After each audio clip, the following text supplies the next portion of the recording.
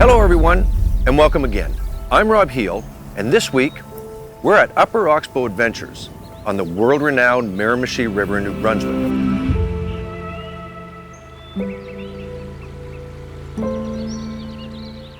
But we're not here for Atlantic salmon. Instead, we're gunning for striped bass. This is a relatively new sport fishery, but from what we've been told and based on our own research, it's world-class and a brand new bucket list adventure that should be experienced by any fly angler. There's just so many things you can do here. We're fishing these fish now just like Atlantic salmon. Come into the gut out of the boat and came down into this run. I've made 3 casts and hooked 3 fish.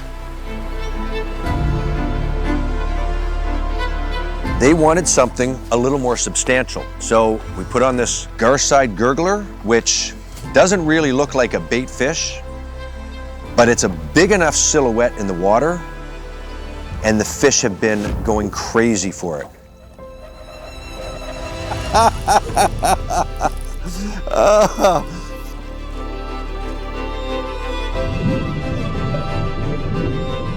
There's another 30-inch striper. After seeing those fish busting baits, we had to do this. And it's just, again, and this is another good fish too. This is another big fish. Oh man, that's a big fish. That's way over 33 inches.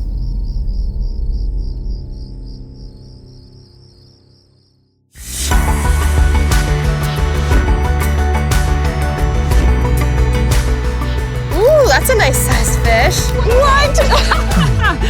Absolutely fantastic.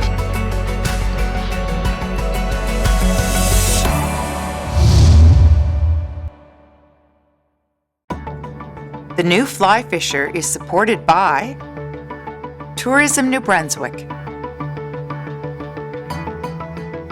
Orvis Fly Fishing,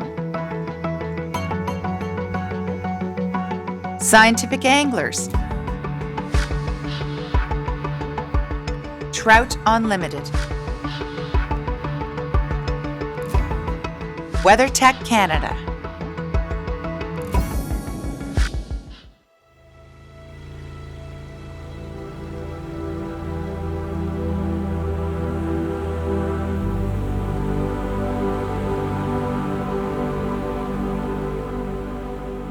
There's a new game during the spring months in northern New Brunswick.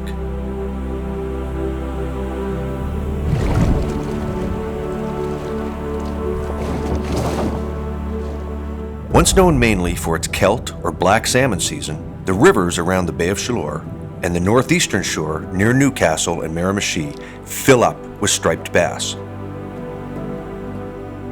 And when I say fill up, I mean they fill up, particularly the Miramichi and her lower tributaries.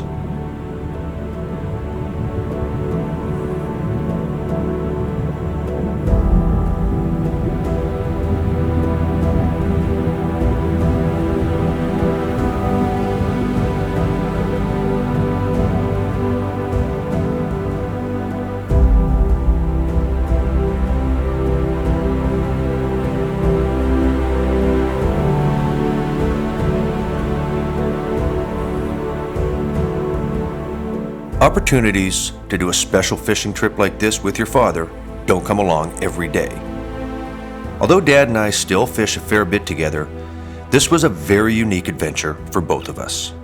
Do you think we're up to 50 now? Oh. I would probably say. As I said, we have a very special guest this week. I would like to introduce you to my father, Mike Heel. Come on in here, Dad. This is the guy that got it all started for me 44 years ago and taught me everything he knew in 20 minutes. We gonna knock him dead today? Yeah, I think we'll go catch a fish or 2. All right, let's go. Our first morning began with light rain.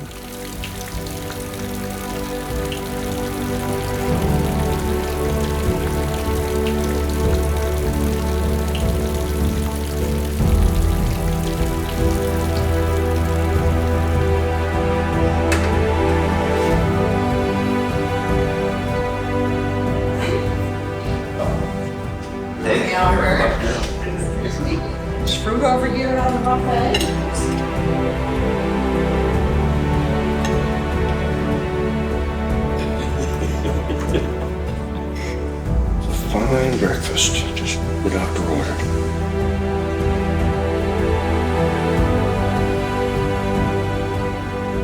just after breakfast, the skies cleared,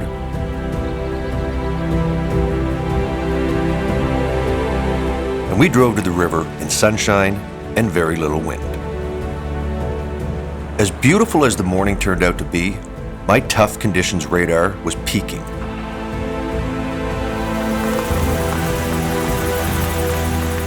As the river was glassy calm and the skies were as big and bright as they get.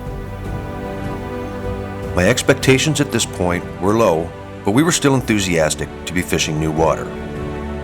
It wouldn't be long, though, before those low expectations were shattered.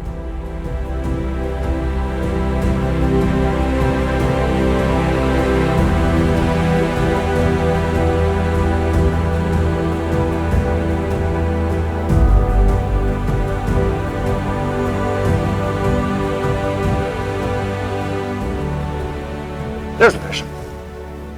There's a fish. You got one. I got one. Look at that son of a gun. I got one.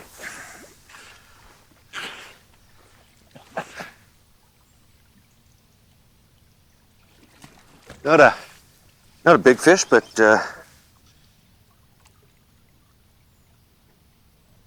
that's a little schoolie. We'll take it. We'll take it. Figure out how he's hooked here.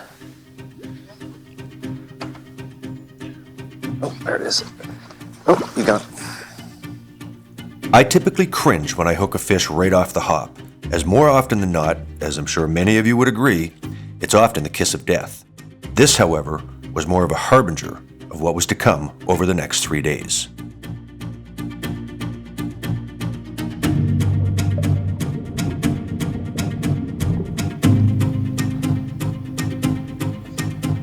There's another one. Ah, you got another one. That might be a little heavier fish.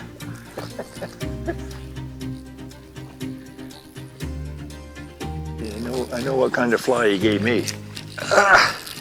One back. Easy.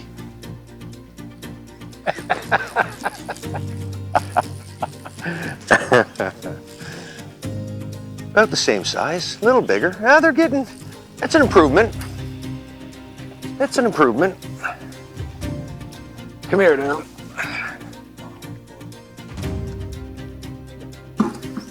That's an improvement. That's an improvement. They're pretty fish. Little irregular striping.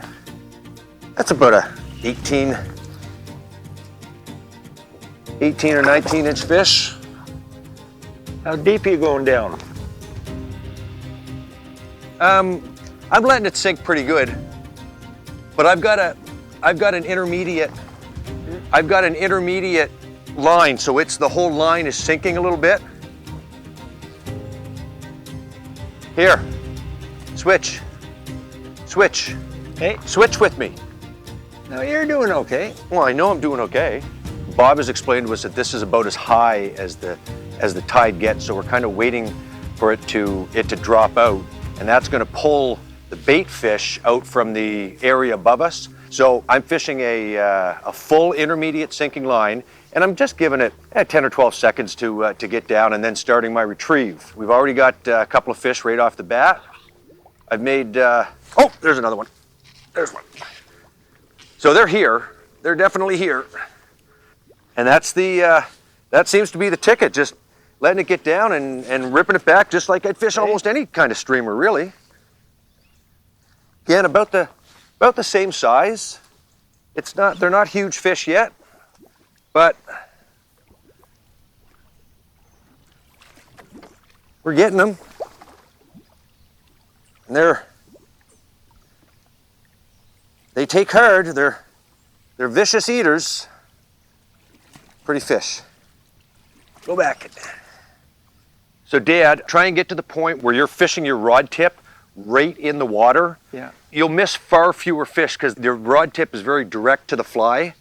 So what I was just explaining to my dad was when we're retrieving with heavy flies like this, sink tips, you lose an enormous amount of feel when you're retrieving with the rod tip high like this. And so what you're getting is there's a lot of sway and slack in the rod tip right here. If that fish hits in between strips, you're really compromising the feel. So I like to, and I've been told this by way too many guides to not believe it, with your rod tip just in the water, you reduce that sway and slack. You're far more direct to the fish. When they hit it, you don't miss them.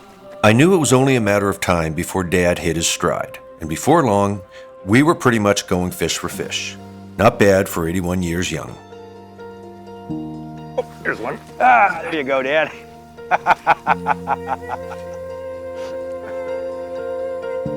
Fighty little things, aren't they?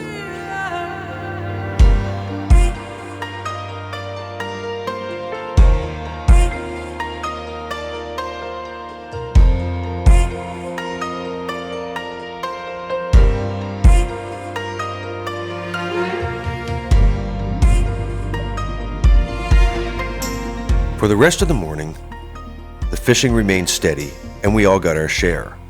The numbers of willing fish that we were casting to was almost unrealistic.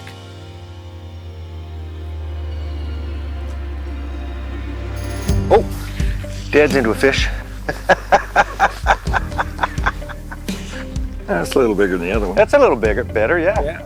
It was certainly something that Dad and I had never experienced and far exceeded any expectations that we had, despite doing a fair bit of research on this sport fishery. There's a fish way out there too, jeez.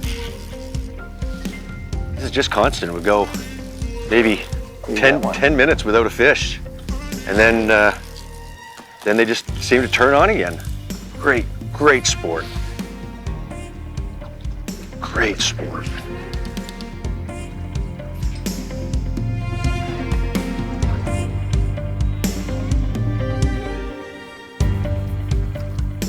Bob was telling us earlier that this is probably the toughest time to fish. There's not a lot of with the high tide. There's not a lot of definition in the water. We're not seeing fish busting anywhere, but we're still hooking fish. We were just talking about what a wonderful fishery this is to introduce people to fly fishing. You don't necessarily need sink tips. When the water starts to drop and we get some flow going through here, we're only going to be in about 4 feet of water. So for new fly fishers, not only are you hooking a lot of fish, you're learning how to set hooks, you're learning how to fight big fish. So it really covers the gambit. This is about as much fun you can have with your pants on. He is staying down. I got a look at him earlier and he didn't seem huge, but he's sure fighting big. Oh, it's a good one. That's a good one. Oh, yeah. Oh. Yeah, that's a nice fish.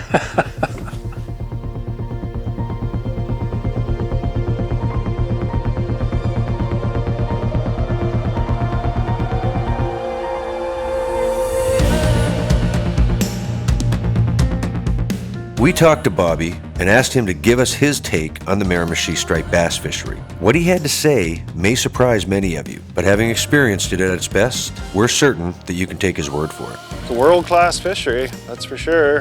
There might be another place, but I don't know of it, where you can catch this sheer volume of fish that we catch here. These striped bass, they've always been here. They're native species to the river. If a biologist was being honest with themselves, they would say there's no real way to count the sheer volume of these things that is in the Miramichi right now. Hundreds of thousands, I don't know, millions. I would say millions. Today there'll be hundreds of boats and hundreds of fishermen. And for the most part, everybody will be having very good luck. You know, you're talking about putting thousands of fish in a boat every weekend or every day. I honestly don't know what to say about this. We have literally hooked 100 fish this morning in 3 hours. And a lot of them are smallish, but for consistent action, I mean, we've also got a couple of 7-8 pounders in that mix. So I think now that we've kind of got it dialed in, not that it took much to get it dialed in, now I'd like to see what it takes to consistently catch bigger fish. And right now, all I'm doing is basically swinging this fly like I was Atlantic salmon or steelhead fishing. And I'm getting a hit on just about every cast. This feels like a little better fish, Bob. Oh yeah, that's a good one. This is what we're looking for on a regular basis. Yeah, not that I'm complaining about those little guys, but this is a solid striped bass. Man, you can never complain about getting a bunch of those. Miramichi striped bass. Nothing like it right now, I'll tell you. You're going back in. There has to be hundreds of thousands, I don't know, millions. For our striped bass fishing on the Miramichi, we were casting 8, 9, and even 10 weights for all of the reasons that we've covered in the past. While many of the fish were on the small side, when dealing with big currents and large flies, it just makes more sense to go heavier rather than play the fish too long and stress them. In addition to that, there's always the chance of those 15 to 20 pound fish, so you're better to be heavy than too light. We matched our rods with large arbor reels loaded with lines from floating for our topwater patterns to type 3 sinking lines. We never needed long leaders as the fish were anything but leader shy, so we stuck to 16 to 20 pound test in lengths of 3 to 8 feet. If you're going to tie or purchase flies for a striper trip to the Miramichi, all of your garden variety bait fish patterns, such as bucktail streamers and lefty deceivers, in smelt or alewife colors is really all you need. For our surface flies, we fished only garside gurglers, as the fish wouldn't lay off them, but we were told that conventional bass poppers on the large side will take fish regularly.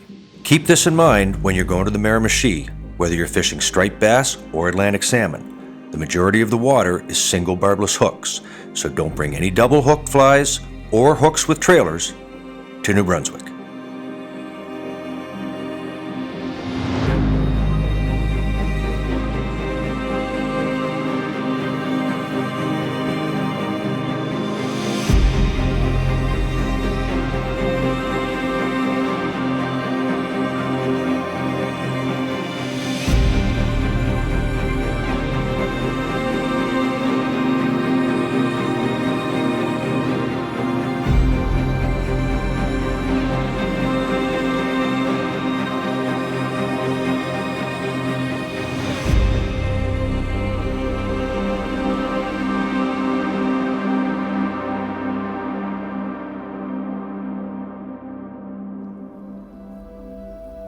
There's one. Ooh, this might be a heavier fish. Oh, I think it is. I think it is. This might be a better fish, Bob. Hard to say, you know, sometimes they just fight big, but he's fighting good. Oh yeah, it's considerably bigger. Yeah, that's a big fish. It's not a huge, I mean, it's bigger than we're getting. Oh yeah, that's a nice fish. That's a nice fish. This is a beauty, Bob. It's a beauty. I'm gonna say he's probably 8 pounds. He might be bigger. Ooh, that's a nice fish, Rob. Nice, Dan. Well done. Thank you. Thank you. What a beauty. What a beauty. That barbless hook comes right out of there. What a magnificent fish. Look at that. Look at that, eh? Isn't that a nice fish? Miramichi striped bass. That's the biggest one yet. This is the opportunity of a lifetime. I've literally lost count of how many striped bass we've caught here today, between 16 inches and 27 inches. We've probably hooked 100 fish. When I say it's the opportunity of a lifetime, if you've got a young person in your life or a new fly fisherman that you would love to get them into a lot of fish, plus teach them a number of presentations, you got to come to Upper Oxbow Adventures. It's sensational. To really learn to fly fish, learn a number of different presentations, come to Upper Oxbow Adventures sometime between second week in May and the first week in June, and you're in for something special. Oh, there he is. Although the majority of fish on this morning were on the smaller side, the consistency more than made up for it, and there were certainly enough better than average fish in the mix to keep us on our toes.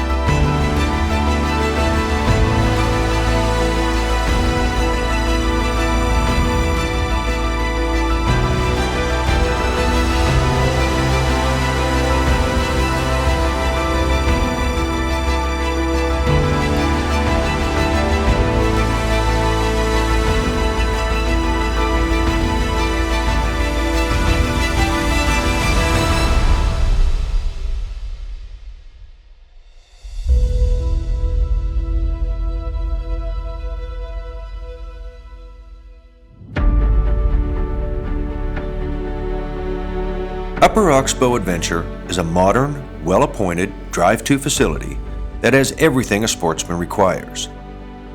Located on the shore of the little southwest Miramichi, it is well-positioned and in reach of both Atlantic salmon and striper water. In fact, during our stay, we were never more than a 30-minute drive or boat ride to where we fished.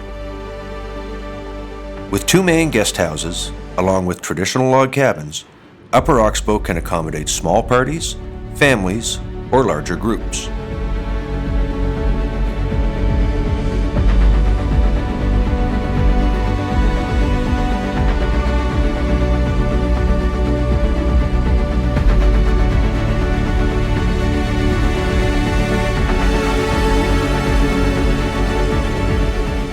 Throw into this mix a modern conference facility, mixing business with a little pleasure couldn't be more comfortable or effortless.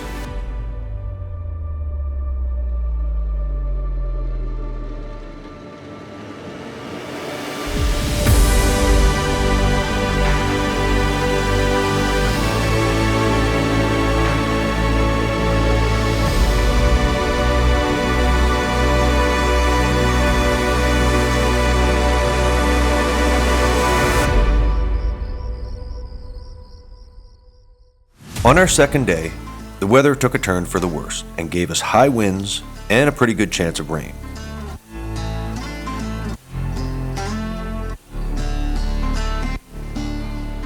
But as the old adage goes, you don't leave fish to find fish, so we returned to the flats from the day before.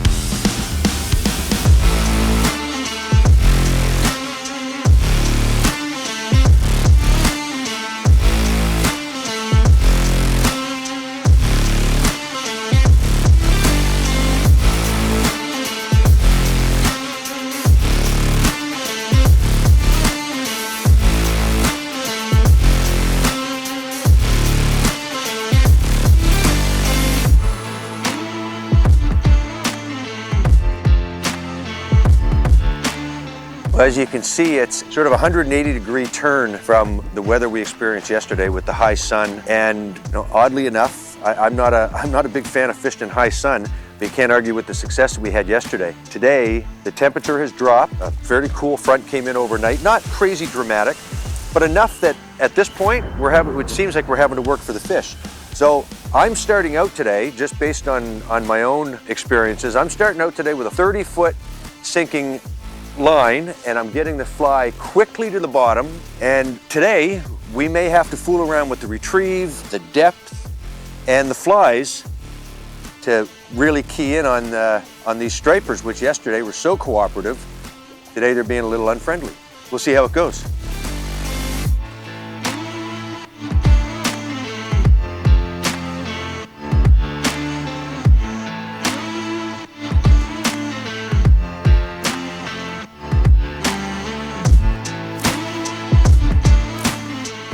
Pulling pretty good.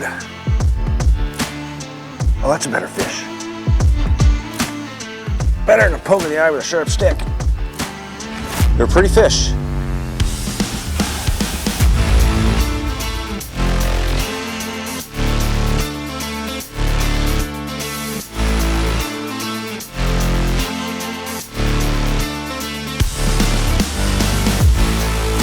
One fish doesn't make a pattern, and so far all of the fish that I've hooked have been on that small side. Again, I'm not complaining. And it could just be the cycle. I found yesterday if we caught one 25-inch fish, we generally hook 3 or 4, and then same thing with those small fish. When we got one, we generally hook 3 or 4. So I think they move around quite a bit and they school in their own age classes. It might just be happenstance that when you get into the small fish, you're going to catch a few of them, and you just got to wait for the big fish to come by. It's the importance of keep fishing, keep covering water, try new things. There's certainly no lack of fish. We fooled around on the flats for a while longer, but the wind on the river was relentless and forced us off for an early lunch. We did manage a few fish, but it was clear we would need to do something different today to find cooperative stripers.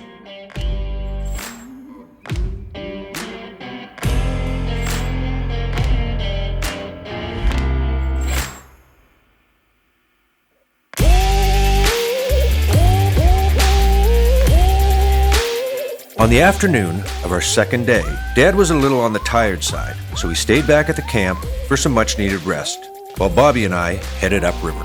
As we continued upriver, we came to a braid on the left bank and were stunned to see what looked to be thousands of stripers on a shallow gravel bar. The sheer number of fish galvanized what Bobby had talked about earlier.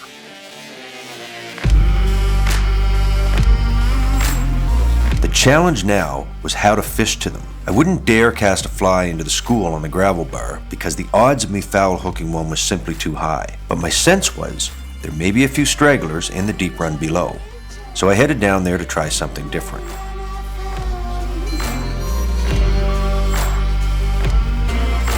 As if I wasn't already having fun, these few minutes waiting in that little run did it for me.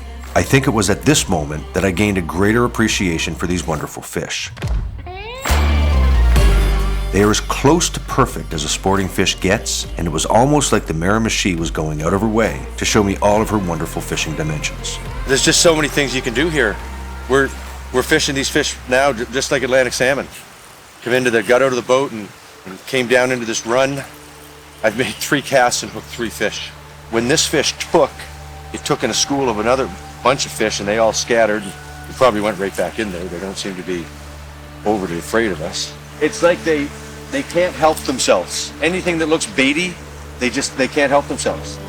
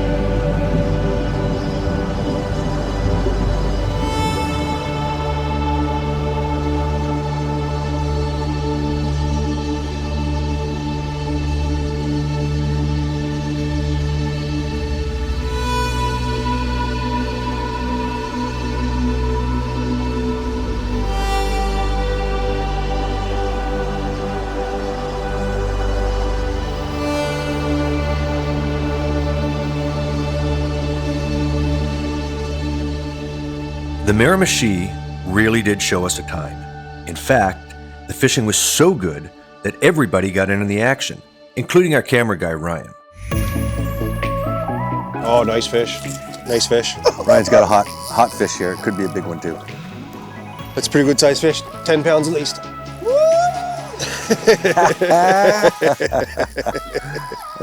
It's kind of different to the way that they're taken here too. They're like, you're seeing it. Yeah. You know what I mean? Like, yeah, it's visual. Wolf, very near the top of surface. water. He took Ryan into his backing in about 20 seconds, but we slowly gained some line. The tail's a long ways away from the fly. That's a good fish. Oh, mercy. That is a big fish. You got him. You got him. That's like, That's the big fish so far. A 31-inch striper. Bob figures it'll go over 10 somewhere, may go 15 maybe, but like over 10, maybe 12, 13 pounds. Let's get him in. Launch him.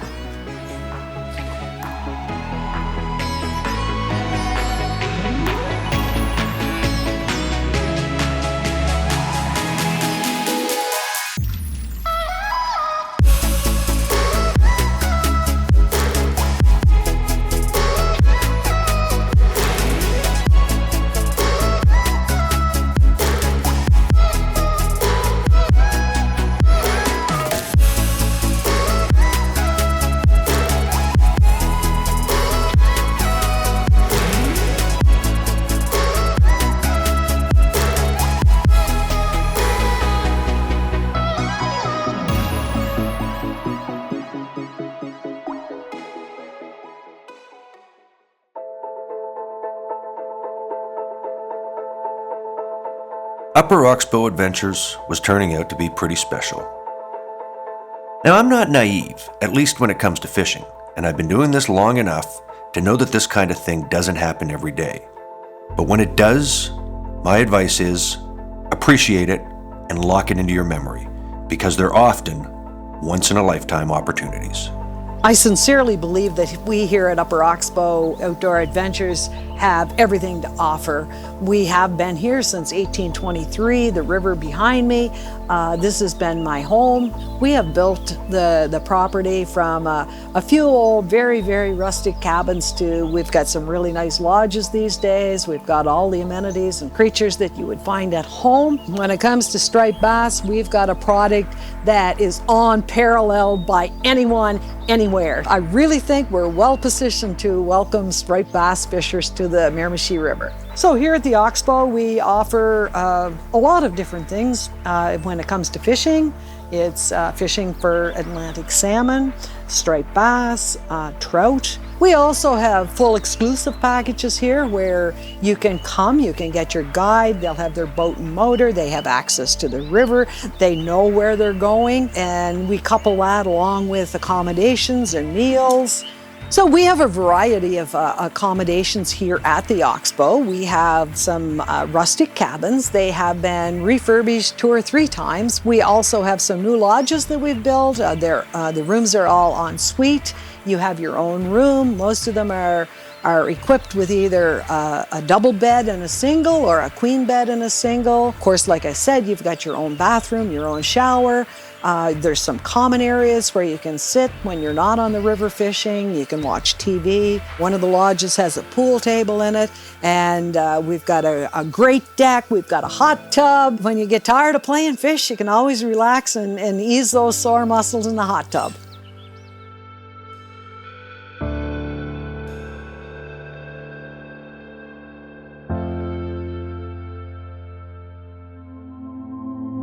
For our last day, we pushed on just upriver to a new run.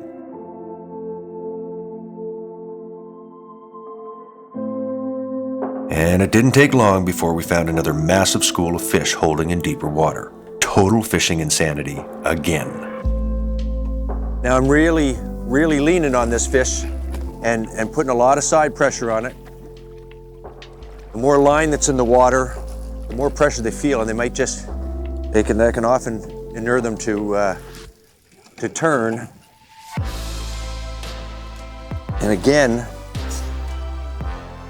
this is a 10-weight rod, so it's a meat stick, and everything I can do.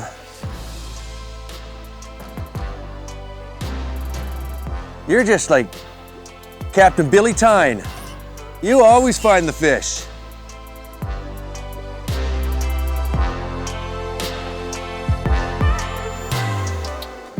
That is a beautiful Miramichi striper. I can't say enough about this fishery. Let's get her back.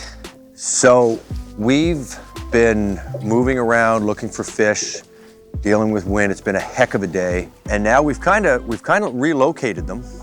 And I'm just gonna show you what I'm doing here. Basically, I'm just swinging the fly off this ledge beside me, and the fish seem to be very oriented right to this seam in front of me, but there's no, I'm almost gonna say it's cast it and leave it alone, and then you've still got the strip before you pick it up and make another cast. And now, just like I'm fishing Atlantic salmon, I'm just gonna add a foot and let it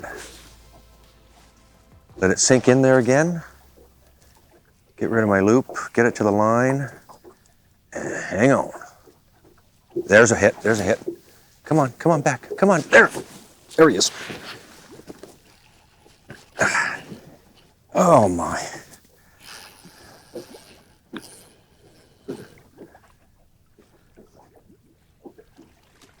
Watch your knuckles. Watch your thumb. And these are bigger, on average, bigger fish than we were getting yesterday. We haven't got a small fish in here yet. Like an 18-incher kind of thing. We got 2 fish over 30 inches. and 4 that were probably 25. Oh, that's a good release. I'm fishing a fly with a trailer hook, so I'm always gonna check that just to make sure that the wire doesn't fail, and it didn't. He just came unbuttoned. That happens. I didn't want to bring another fish to the boat anyway. It's starting to smell.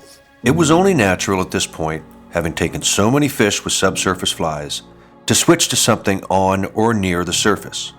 These fish were so aggressive that to add to the fun, this just made sense. And as it turned out, the next couple of hours we'd be witness to some of the most classic topwater fly fishing that any of us had ever seen.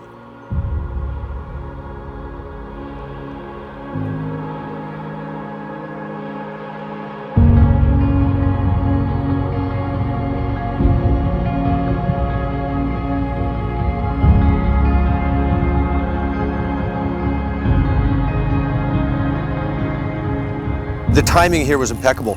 We just decided to try something on the surface, and I've got these big fish head. They're kind of floaty, and just as I changed it, the fish started to bust like crazy all around us and I could see the smelts coming out of the water,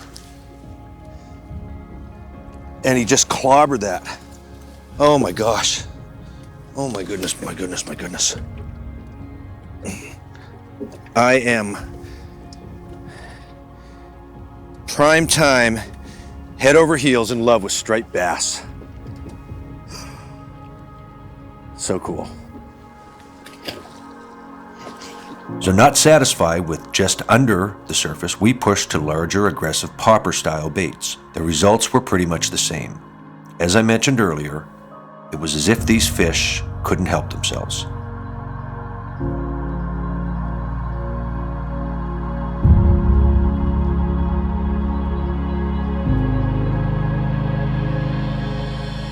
They wanted something a little more substantial.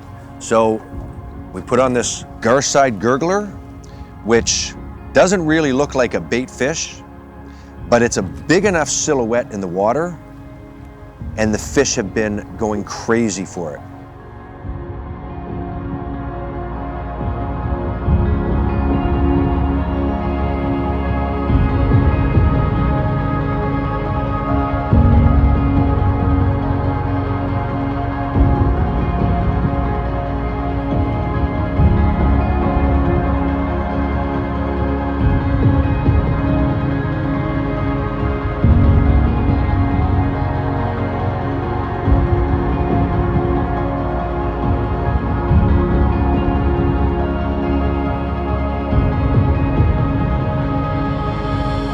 This went on for most of the morning and into the early afternoon, and once again, we caught more fish than we deserved. And then this happened. This might eclipse yours, Ryan. I don't mean to. If I lose it, it definitely eclipsed yours. Oh yeah, nice fish. Oh yeah. Oh yeah, dude. He's just hanging. It's a substantial fish. Yeah. Just gonna try changing the direction on him and see if he lights up a little bit. Oh man, that's a big fish. That's way over 33 inches. That's way over 33 inches. Way. All right, now I'm gonna get a little bit more diligent with him. Now that I've seen him, I want to get him. That's about as big as I've ever seen. Is that right? Yeah, certainly. Absolutely. Absolutely. Absolutely huge fish. Holy jumping Jiminy! This is a striper of a lifetime, at least for my lifetime. Wow. I can barely even hold him. That's what we're after. Not what we expected, but that's what we're after.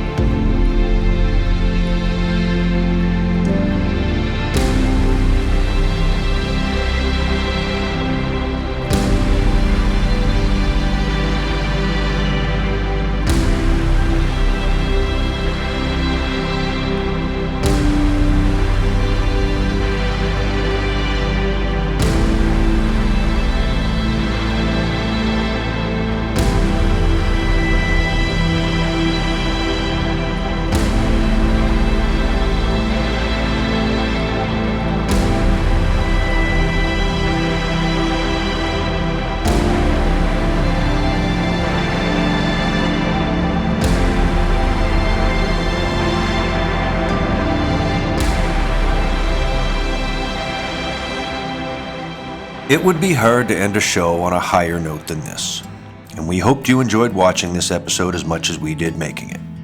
We need to thank Debbie and Dale and all of the staff at Upper Oxbow Adventures for treating us so well.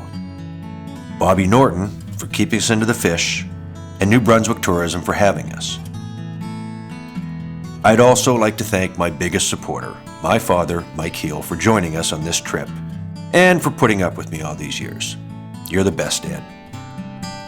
If you want to experience this Miramichi striper adventure, get with the folks at Upper Oxbow and book a trip. You won't be sorry. To watch other shows in our series, check us out on YouTube or visit us on the web at thenewflyfisher.com. Until next time, good hunting, and we'll see you on the water. The New Fly Fisher is supported by Tourism New Brunswick, Orvis Fly Fishing, Scientific Anglers, Trout Unlimited,